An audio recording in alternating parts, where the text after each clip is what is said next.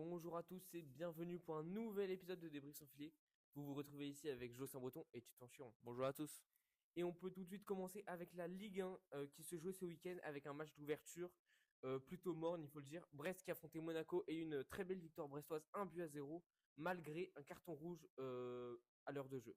Monaco en très mauvaise forme, c'est sûr. Et ça continue. Là, ils ont un dernier match avant la trêve de la CAN, on rappelle, et ils vont affronter Marseille.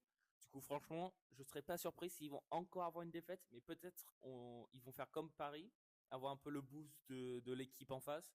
Mais c'est très compliqué pour Monaco en ce moment. En tout cas, ça a fait une troisième victoire consécutive pour Brest qui s'éloigne de plus en plus du maintien. Ensuite, on a eu justement un choc si ce n'est le choc de cette 15e journée, pardon. Ouais. Lille qui a affronté l'Olympique de Marseille avec une victoire du LOSC 1-0. Ouais, un match simple, beaucoup d'intensité des deux côtés. Mais pour moi, Marseille était un peu plus éteint que d'habitude. Et ça leur a coûté très cher parce qu'à la 10e minute, il y a Ethan Mbappé qui marque un très beau but. Alors franchement, chapeau à Lille qui sont très très proches du haut de classement. Mais l'équipe qui maintient maintenant la numéro 1, c'est Lens. Après leur victoire face à Nantes, 2-1. Ouais, avec une victoire plus que méritée sur un match malgré un score serré pas très disputé, Ouais. avec un lance plutôt dominant. Il y a eu aussi un autre match avec Paris qui jouait face à Rennes pour essayer de reprendre sa première place. Bon, du coup, Ouais. ils ne pouvaient pas la reprendre avec la Ouais. victoire lensoise. Mais ils ont gagné avec la manière face au Stade Rennais 5-0. Ouais, un gros match pour Paris, surtout au goal average. Ensuite, on a eu encore une fois Nice qui vont perdre face à Angers avec un carton rouge en plus. Nice qui sont encore plus mauvaise forme que d'habitude.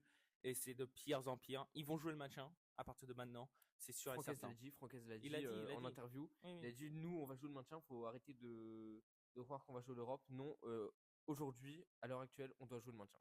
Ah, et c'est absolument terrible.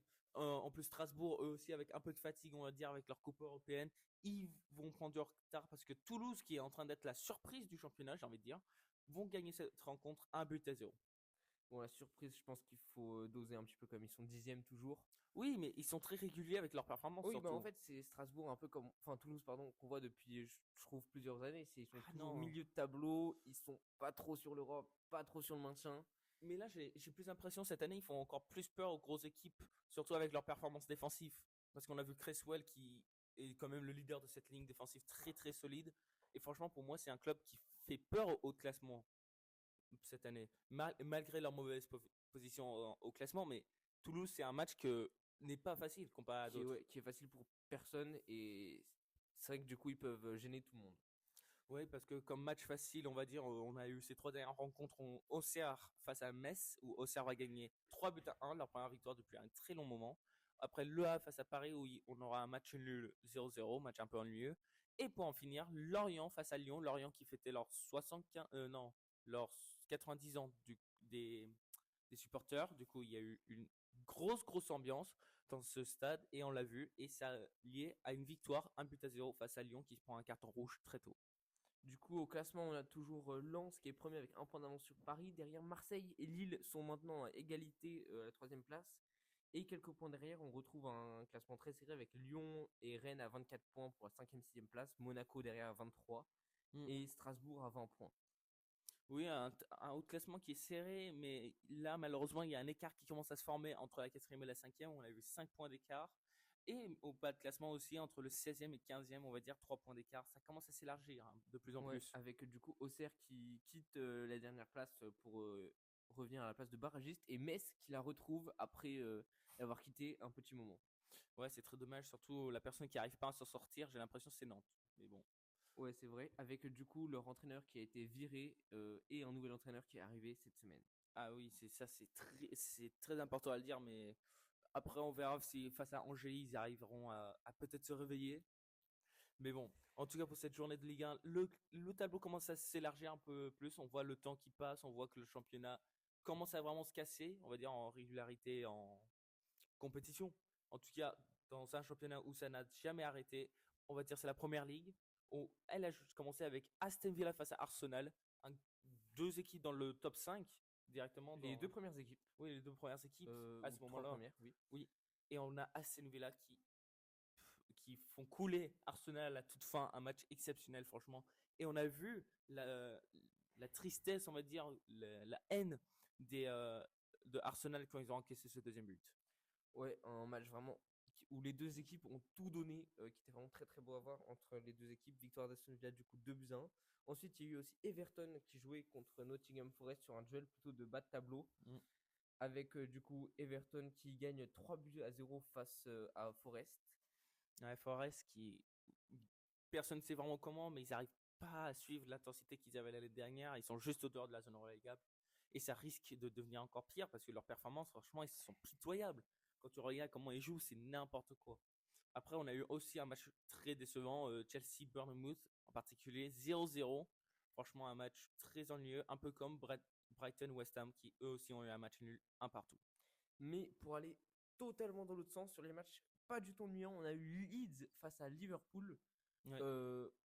Liverpool qui menait 2-0 puis 3-2 avant de se faire remonter tout au bout du temps additionnel.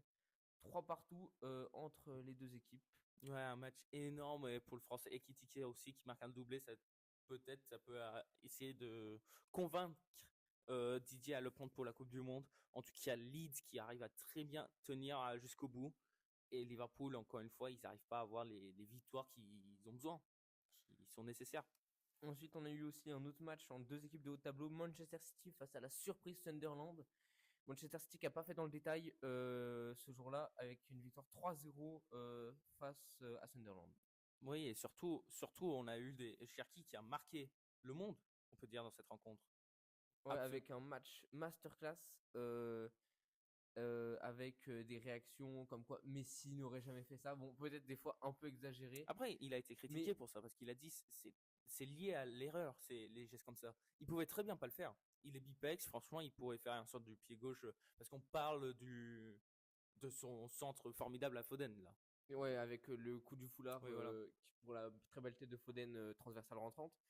Bah, j'ai envie de dire que c'est aussi dans le style de jeu de Cherki parce que lui, son style de jeu aussi, c'est de faire du beau jeu en même temps que d'être bon. Et donc là, c'est juste une situation où il l'a senti. Il aurait peut-être pu faire pied droit, pied gauche, mais ouais, mais tout le match, il se mais sent. ça reste en fait, on peut pas critiquer un geste réussi. On peut critiquer un geste qu'il a tenté et qu'il a raté. On peut pas critiquer un geste qu'il a tenté et qu'il a réussi. Donc pour moi, il y a rien à dire sur ce geste à part qu'il est magnifique de toute façon. Oui, c'est très très beau. Franchement, c'est exceptionnel ce qu'il a fait. Et je pense s'ils étaient en train de perdre ou s'il y avait 0-0, il l'aurait jamais fait. Il a vu qu'il gagnait 2-0 au fin de match, pourquoi pas, tu sais. Et dans son style de jeu, c'est vraiment exactement c'est ce qu'il a fait tout le long. De toute façon, on l'a vu de toute façon, ce match, il était signé à son nom carrément. Il a marqué la presse internationale. Franchement, c'est exceptionnel. On parle de celui-là, mais pour moi, ce qui aurait été le plus beau, c'était quand il fait une feinte, double contact, une autre feinte, piche net au-dessus de toute la défense pour Holland qui malheureusement va rater sa frappe et un défenseur va faire un arrêt sur la ligne. Mais tout le long, il humiliait les défenseurs Sunderland et c'était très très beau à voir individuellement. Mais franchement, s'il arrive à continuer comme ça, ça peut être exceptionnel. Ouais, c'est assez formidable parce que alors qu'on disait au départ de Bruyne un joueur irremplaçable, ouais, voilà. Bah voilà, ils l'ont peut-être trouvé. Honnêtement, je pense que De Bruyne, il est déjà oublié là-bas. Ouais, peut-être pas. Peut-être pas, mais presque. Il faut que Cherki ait peut-être le palmarès de City de Kevin De Bruyne. Mais ouais. on verra avec le temps. De toute façon, le top 3, Foden, Doku, Haaland, Cherki, il est très prometteur, en tout cas. Très, très prometteur. Après, un autre match qui a peut-être été très prometteur pour un club, c'est Manchester United, qui eux vont gagner 4-1 face à Wolves, certes. C'est Wolves, mais une victoire sûre, assurée. Ouais, une victoire est une victoire, mais c'est vrai que Wolverhampton, par contre, dans la crise, ils ont 8 points de retard sur l'avant-dernier. Ils ont que 2 points en 15 matchs. C'est fou. Une victoire assurée, c'est une victoire qui leur met ex-aequo pour le top 5, à 1 point de la Champions League, Manchester United. C'est un truc que Liverpool n'arrive pas à faire. Ouais, avec du coup Liverpool leur 10e place, même si 10e place certes, mais à 2 points de la 5e et 3 points de la 4e. Mais oui, ça reste du coup. La virage 0. Hein. Moi j'ai envie de signaler ça. C'est surtout ça ce qui m'inquiète. Hein. Parce que quand tu dépenses plus de 300 millions dans juste l'attaque, c'est vrai. C'est pas ouf. Bah disons que tu n'as pas dépensé 300 millions dans la défense. Même s'ils ont dépensé quand même 200 beaucoup dans millions la défense. à peu près, un peu moins. Carquez et Fripon. Ouais. Mais même c'est toute la pour moi, il faut changer de coaching.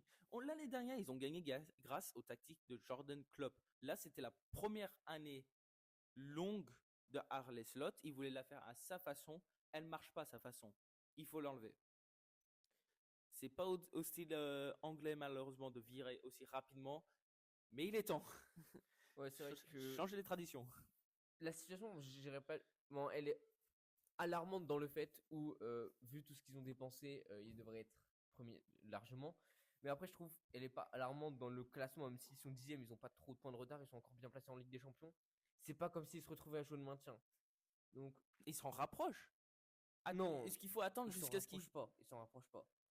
ils passent du top 3 au top Oui, 5, mais au top je veux 8, au dire, top 10? ils ont 10 points d'avance sur le maintien, ils ont 2 points de retard sur la 10, Champions c'est League. rien. 10, c'est le même écart en Ligue 1 entre Lyon et le premier. Oui, mais ils en ont que 2 sur la Champions League. Donc, c'est vrai qu'ils devraient être, ou 3, mais c'est vrai qu'ils devraient être beaucoup plus haut.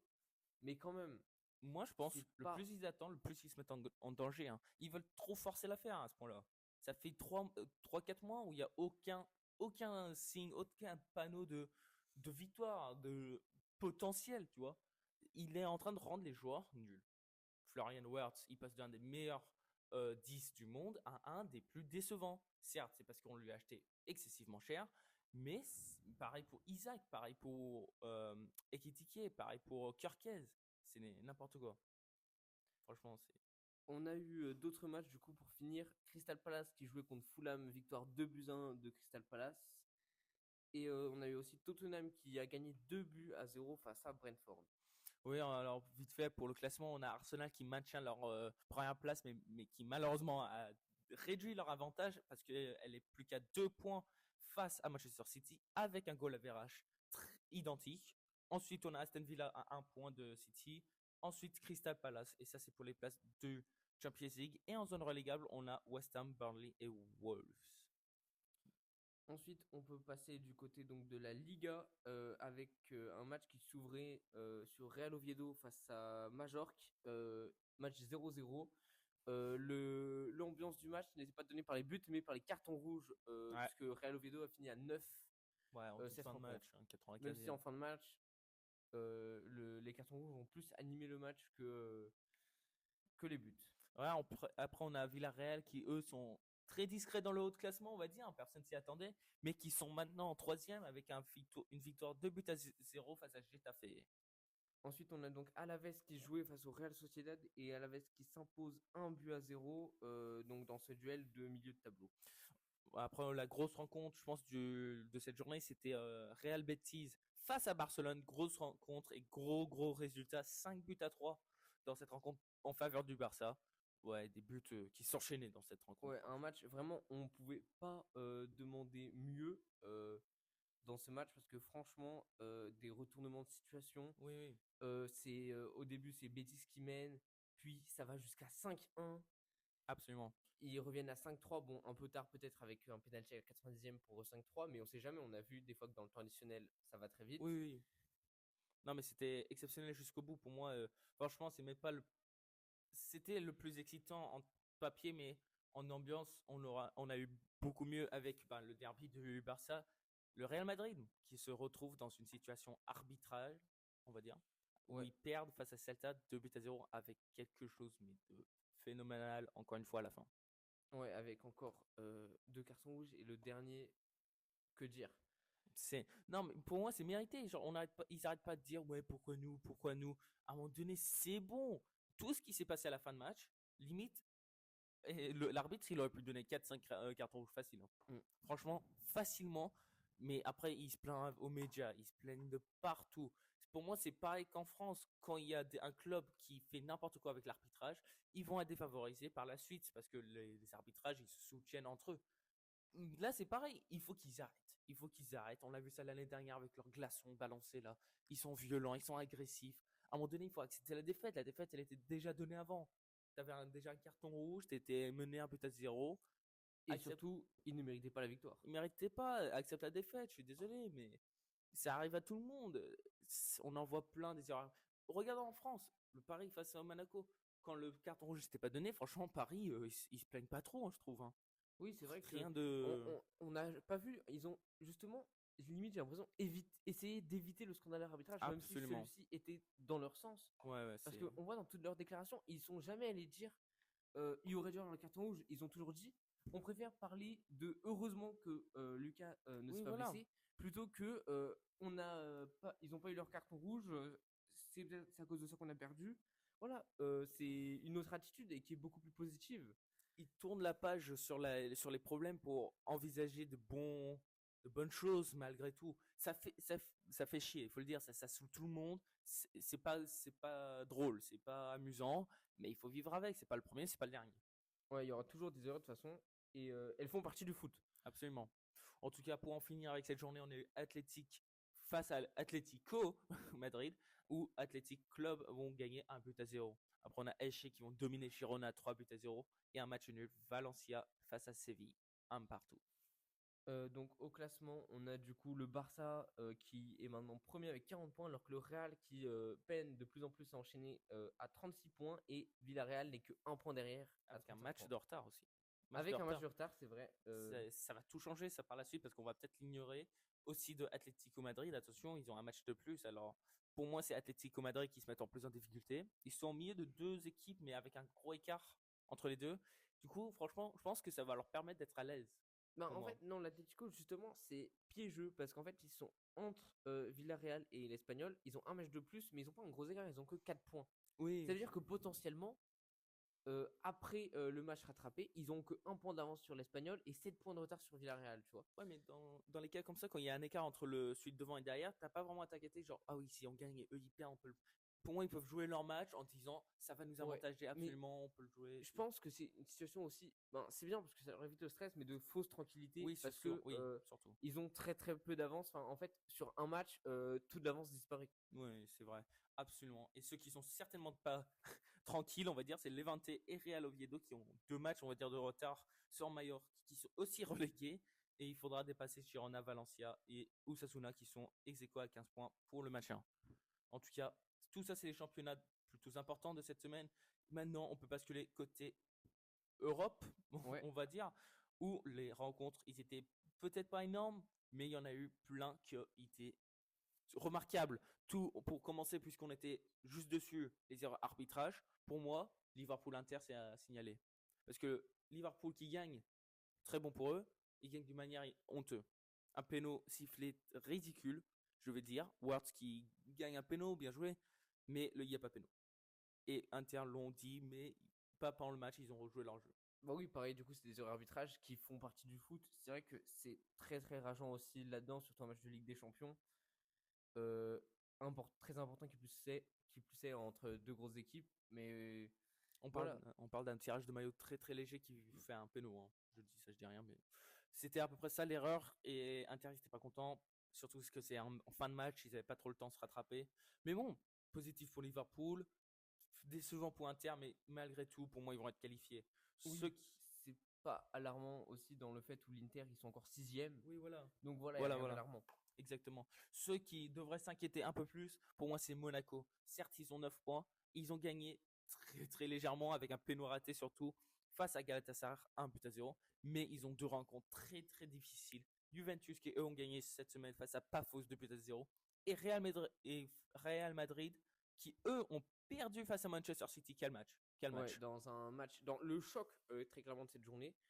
Un match exceptionnel, même si Mbappé était sur le banc coup d'envoi, donc ça a un peu gâché le duel Mbappé Haaland que je pense que tout le monde attendait en prévision de la Coupe du On Monde. va le revoir, on va le On revoir. va le revoir bientôt, mais ce fut vraiment un match de très très haut niveau. Ah ouais, absolument. Encore une fois, l'attaque City qui est franchement exceptionnelle. Doku, Foden qui se réveille cette saison. L'addition de Cherki et Holland en haut qui est en belle forme. Franchement, c'est énorme à voir. C'est beau à voir. C'est très beau. Après, ce qui est aussi beau, c'est Arsenal qui, eux, qui ont toujours pas perdu en Ligue des Champions. Ils ont que gagné. Et ils Ouais. vont encore gagner 3 buts à 0 face à Club Brugge. Ouais, maintenant, Arsenal, c'est vrai qu'ils sont seuls en tête avec 18 points. Faudrait vraiment. On peut dire qu'ils sont déjà en huitième de finale. Parce que même si Mm. mathématiquement, voilà, c'est encore possible Oui. qu'ils ne se qualifient pas, non, faut arrêter de le dire. Ils sont qualifiés très clairement. Faudrait un miracle. Faudrait que toutes les 8 équipes qui Mm. soient derrière gagnent tous leurs matchs. que ces équipes rattrapent leur différence de Ouais, but, alors vraiment. que Arsenal a plus 16, ils sont déjà en huitième de finale Ouais, c'est et ils sûr. le méritent. Ouais, absolument. Après, on a eu au score un club français, Marseille, qui eux vont gagner face au UESG, ce qui était un match avec beaucoup de stress. On a vu des Marseillais en train de transpirer vers la fin. Et quand on pensait les trois clubs français pouvaient avoir 3 victoires, le Paris Saint-Germain vont être bloqués par Unai Simon et que Unai Simon. Ouais, avec un match 0-0, on peut se dire un match Oui. ennuyant, sauf que Ah non, non. il était clairement pas ennuyant. Mais Unai Simon, donc le gardien de l'Athletic Bilbao, a sorti un match magistral avec un nombre d'arrêts fou. Ouais, c'était franchement énorme. Franchement, but attendu déjà quand tu t'attends à plus 2, c'est déjà énorme tout court, même quand tu gagnes 3-0 et tout. Mais quand il y a 0-0, franchement, ça c'est énorme. Ils ont eu 18 tirs, une vingtaine de tirs, franchement, le Paris Saint-Germain. C'est n'importe. 72% de possession. Ouais, franchement, c'est n'importe quoi. Il a fait ses parades exceptionnelles. En tout cas, 0-0. Ils ont, ils ont pas pu faire plus que ça, malheureusement, Athletic Bilbao. Mais bon, en tout cas, ça, c'était les rencontres, on va dire, les plus importants. Le Paris qui gagne face au Sporting aussi 3-1. Chelsea, surtout, qui perd face à Atalanta 2-1. Barça qui vont gagner par contre face à Francfort, qui, eux, sont de grosses difficultés 2-1. Avec également, pour finir, l'Atlético qui gagne 3-2 face au PSV. Aussi une très belle rencontre. Ouais, alors après cette journée, il nous reste plus que 2 matchs qui vont se terminer en janvier parce qu'il y a la CAN qui va bientôt commencer. Et pour moi, les clubs en grosse difficulté, c'est certainement Bodo Glimt, Slavia, Ajax, Villarreal et Carrera qui, eux, ont 3 ou moins de points. Ouais, et pour qui, mathématiquement, sauf pour Villarreal et Kerat, c'est pas fini. Mais Ouais. on les imagine mal lâcher 2 victoires consécutives sur ces 2 prochains matchs. Avec un gros goal average, surtout parce que Oui. ouais, c'est très très dur malheureusement, mais c'est dommage. En tout cas, ceux qui se mettent bien dans le top 8, c'est Arsenal, Bayern, Paris, Manchester City, Atalanta, Inter, Real Madrid, Atlético.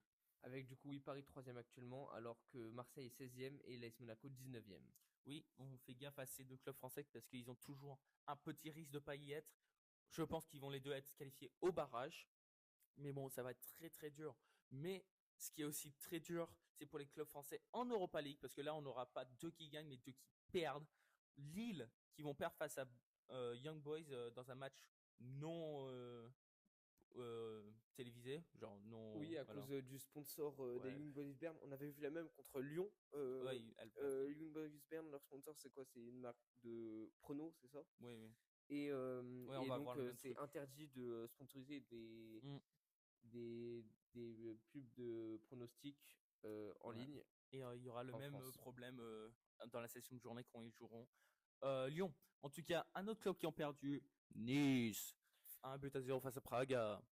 Ouais, En- toujours Nice, qui est maintenant le seul club français avec le record du nombre de matchs sans victoire consécutive en Europe. 18 matchs consécutifs en Europe. Leur dernière victoire en Europe remonte à avril 2023. C'est pour vous le dire, c'était il y a 2 ans et demi. C'est Et beau. c'était contre le Sheriff Tiraspol, un club moldave. C'est très beau à voir, hein. Franchement, si tu perds, perds d'une manière admirable, hein. Franchement, pour qui est, c'est exceptionnel. 0 point remporté à la France pour les points UEFA, hein. Et en plus, ça nous pénalise puisque ça ajoute un club dont on va diviser par. Oui, En puisque termes d'équipe, on divise le nombre de points total gagnés par les clubs par le nombre de clubs. Donc, du coup, ça fait perdre. Donc, Nice qui est dernier avec 36 points. Derrière, on a du coup Lyon qui jouait face au Go Ahead Eagles, le club néerlandais, et qui gagne 2-1 pour sauver l'honneur de la France en Europa League. et surtout maintenir la première place en Europa League. Franchement, très très beau à voir. Ils sont à une victoire, à mon avis, d'être qualifiés dans le top 8. Certes, ils sont déjà automatiquement qualifiés pour les barrages, ça c'est sûr et certain. En tout cas, Lille, ça risque de se compliquer. Attention, 9 points, mais avec 2 matchs à suivre qui sont relativement pas trop durs. Et après, on a Nice, déjà disqualifié. Énorme pour les clubs français. Franchement, ça devient dommage. En tout cas, pour le top 8, on a Midtjylland juste derrière Lyon au Calaverage, Aston Villa, Real Betis, Freiburg, Ferencváros, Braga et Porto.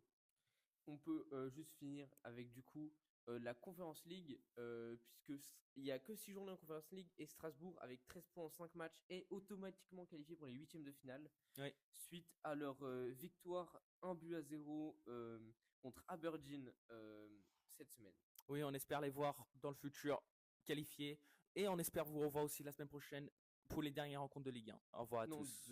Ah oui, c'est de Ligue Oui, 1, de oui. Ligue 1. De Ligue 1, avec du coup la CAN qui arrivera. Oui, la CAN qu'on va aussi suivre sur Débris sans filet et on espère la suivre avec vous. Au revoir à tous. Au revoir à tous.